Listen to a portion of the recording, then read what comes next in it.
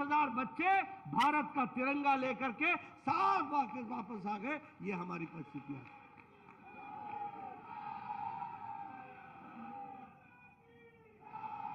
और आपको जानकर खुशी होगी कि दूसरे देश के बच्चे भी भारत का तिरंगा लेकर के वो भी तैर गए, वो भी कर गए। ये बदलता भारत है। और उसी तरीके से मैं बात करूं उत्तर प्रदेश की, तो आज मुझे खुशी है कि चाहे हाईवेज हो, चाहे रेलवेज हो, चाहे इंटरनेट हो, चाहे विकास की दृष्टि से कार्य हो, चाहे निवेश की बात हो, उत्तर प्रदेश छलांग लगाता हुआ योगी जी के नेतृत्व में आगे बढ़ रहा है। इस बात को भी हमको समझना चाहिए। अगर मोदी जी केंद्र से उत्तर प्रदेश को पैसा दे रहे हैं, मोदी जी पहले भी देते थे, अखिलेश के जमाने में भी हम पैसा देते थे, मैं ही स्वास्थ्य मंत्री था, ऊपर से हम पैसा डालते थे, नीचे कटोरे में छेद था, कहीं और जाता था पैसा, कहीं और निकल जाता था, धरती पर नहीं लगता था। मुझे याद है मैं एक वैक्सीनेशन प्रोग्राम के लिए आया था, उस समय के मुख्यमंत्री अखिलेश जी थे। मैंने उनसे कहा कि आपके यहां परसों से यह प्रोग्राम शुरू हो रहा है। ना उनको मालूम था, ना उनके स्वास्थ्य मंत्री को मालूम था। मैंने कहा भगवान ही बचाए उत्तर प्रदेश को, इतना बड़ा प्रदेश, 24 करोड़ का प्रदेश, और यहां के मुख्यमंत्री को ही नहीं मालूम है कि वैक्सीनेशन क्या है।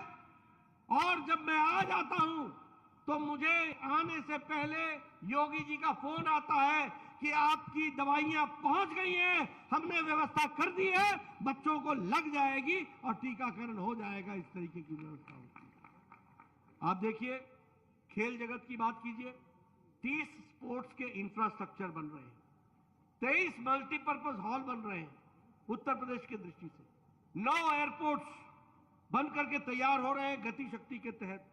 और आपको जानकर खुशी होगी कि उत्तर प्रदेश में एशिया का सबसे बड़ा एयरपोर्ट बन रहा है, तो वह भी उत्तर प्रदेश में बन रहा है, जेवर में बन रहा है, वो भी हमको ध्यान में रखना होगा। और उसी तरीके से प्रयागराज और गाजियाबाद में नए एयरपोर्ट टर्मिनल्स की बात हो रही है।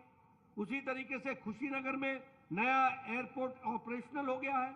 जेवर की मैंने आपसे बात कर ली। सरयू नदी की अगर मैं बात करूं तो सरयू नहर इरिगेशन स्कीम, यह स्कीम 1978 में योजना बनी थी। मैं ठीक बोल रहा हूं मुख्यमंत्री जी? 1978 में, 1973 में बनी थी। किसी ने सुध नहीं ली। जब मोदी जी आए और योगी जी आए तो यह नहर चालू की गई, बना करके पूरी करके दी गई। वह भी हमको ध्यान में रखना होगा। और उसी तरीके से doubling of the railway line, वह भी चल रहा है। मैंने कहा मेडिकल कॉलेज की दृष्टि से इस समय उत्तर प्रदेश में 35 मेडिकल कॉलेज बन रहे हैं, और आपका महर्षि विश्वामित्र मेडिकल कॉलेज वह भी उनमें से है। यह भी हमको ध्यान में रखना चाहिए। कभी सोचा था कि AIIMS, All India Institute of Medical Sciences आएगा? आज गोरखपुर में All India Institute of Medical Sciences आ गया। कभी सोचा था कि पीजीआई का एनहांसमेंट होगा? आज वो भी हो गया। कभी सोचा था कि इंफ्रास्ट्रक्चर की दृष्टि से वाराणसी में एम्स के बराबर की सुविधा बीएचयू भी खड़ी की जाएगी? मैं ही स्वास्थ्य मंत्री था, मुझे खुशी हो रही है कि एम्स के स्टैंडर्ड के अनुसार बीएचयू में भी व्यवस्था की गई है, उसको भी आगे बढ़ाने का काम किया गया है। अगर हम उत्तर प्रदेश के एक्सप्रेसवे की बात करें तो 13 एक्सप्रेसवे सिर्फ उत्तर प्रदेश में बन रहे। 13 एक ही प्रदेश में 13, और 3,200 किलोमीटर उसमें पूरा हो रहे हैं। उसी तरीके से अभी पूर्वांचल में 340 किलोमीटर का पूर्वांचल एक्सप्रेसवे बना। उसी तरीके से 296 किलोमीटर का बुंदेलखंड एक्सप्रेसवे बना। अभी दिल्ली मेट्रो एक्सप्रेसवे 96 किलोमीटर का वो भी बन रहा है। Gorakhpur link expressway, Ganga expressway, Lucknow Kanpur expressway, Ghaziabad Kanpur expressway, Gorakhpur Siliguri expressway, Delhi Saharanpur Dehradun expressway, Ghazipur Ballia और माझी ग्रेट एक्सप्रेसवे, ये सारे एक्सप्रेसवेज आज उत्तर प्रदेश में कहे जा रहे हैं। आप बताइए, आज से 10 साल पहले ऐसे कोई नेता किसी पार्टी का ऐसे एक्सप्रेसवे का नाम ले सकता था क्या? ले सकता था क्या? ले सकता था क्या? आज आप परिस्थिति, वो क्या नाम लेते थे उस समय? उस समय यही कहते थे कि यहां अपहरण हो गया, यहां गुंडागर्दी हो गई, यहां जमीन हथिया लिया गया। यही होता था कि नहीं होता था? आजकल इस माफिया का राज है, आजकल इस माफिया का राज है। ये विकास की कहानी, आम व्यक्तियों को राहत देने का काम, ये काम किया है तो भारतीय जनता पार्टी ने किया है। मोदी जी के नेतृत्व ने नई राजनीति को जन्म दिया है और योगी जी ने अक्षरशः उसको धरती पर लागू करने का काम किया है। इस बात को हमको समझना होगा। ये देश की परिस्थिति आकर के खड़ी हुई है। मैं बहुत सी बातें आपके साथ चर्चा कर सकता हूं जहां तक विकास की कहानी है, लेकिन हां, मैं एक बात आपको जरूर कहना चाहूंगा। आज यहां हमारे लोग गांव से आकर के बैठे हैं। आज गांव की तस्वीर भी बदली है।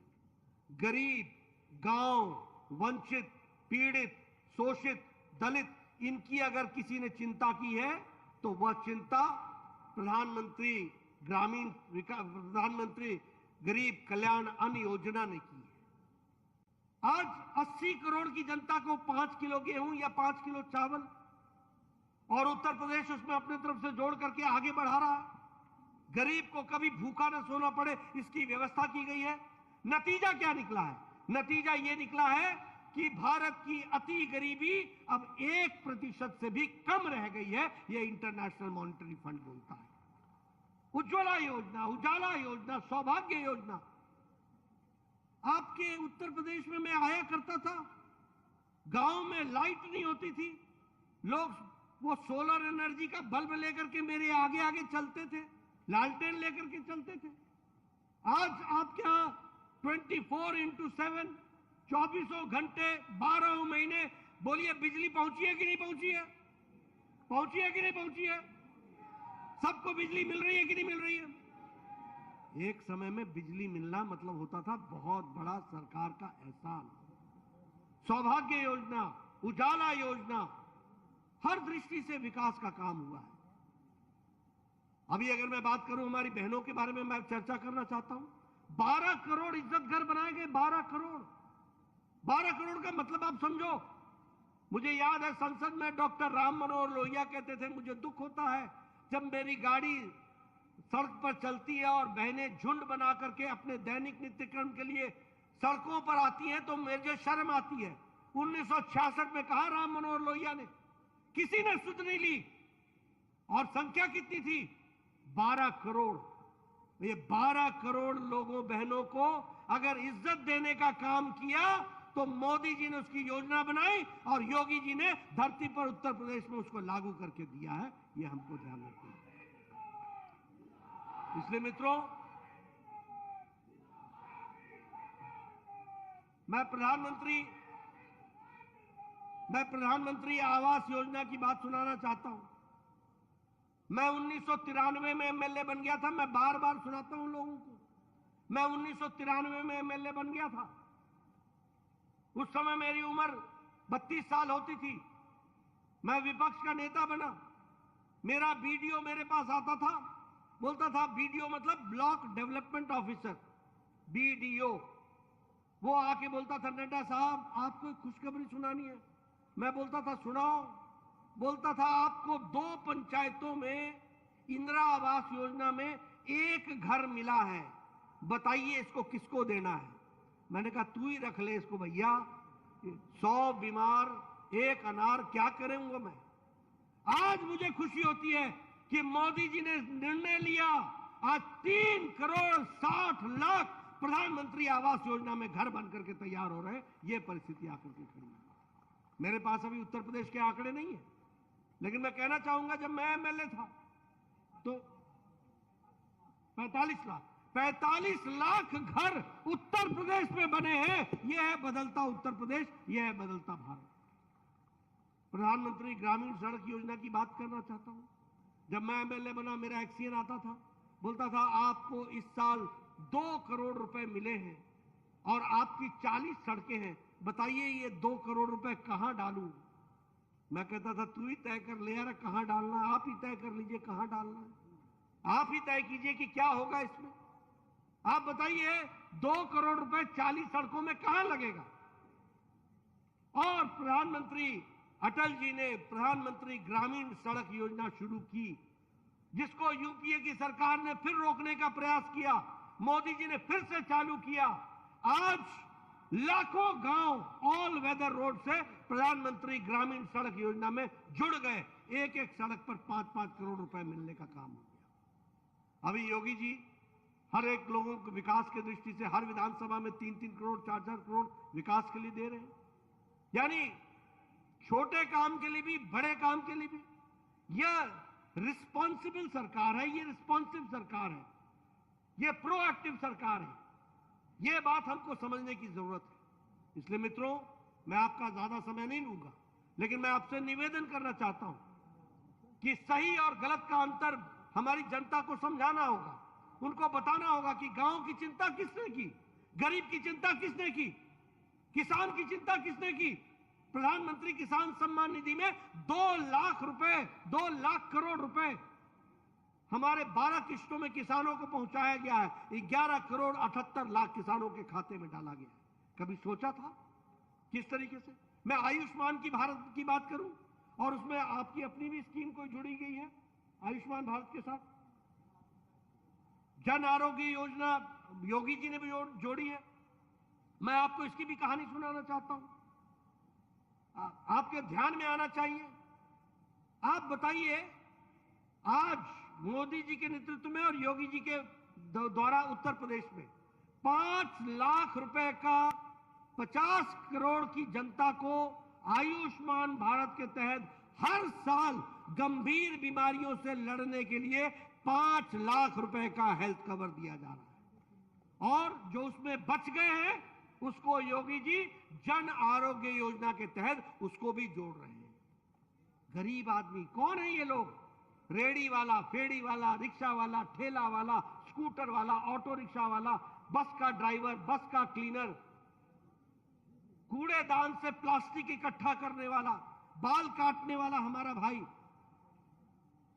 हमारा मैकेनिक, ऐसे गरीब लोगों को 5 लाख रुपए का सालाना हेल्थ कवर देने का काम किया है। इसलिए मित्रों, आज बदलता भारत, इस माध्यम से इसको जनता तक पहुंचाना है, उनको बताना है, उनकी ताकत को बताना है और उनके द्वारा किए गए कार्यों को बताना है।